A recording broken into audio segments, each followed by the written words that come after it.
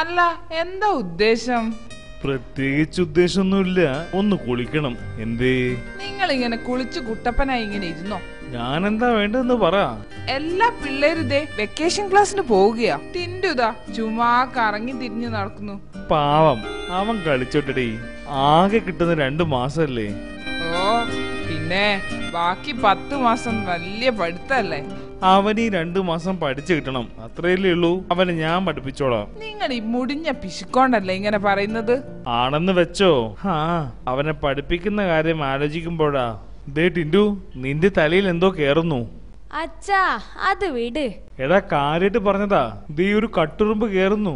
നടക്കുന്ന കാര്യം വല്ലതും പറയച്ചാ. അച്ഛനല്ലേ ആദ്യമേ പറഞ്ഞത് ഇതൊന്നും നടക്കില്ലെന്ന്.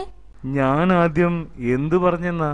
അച്ഛനല്ലേ ഇന്നലെ വരെ പറഞ്ഞത് എന്റെ തലയിൽ ഒന്നും കേറില്ലെന്ന്. എന്നിട്ട് ഇപ്പൊ പറയോ ഉറുമ്പ് കേറിയെന്ന്.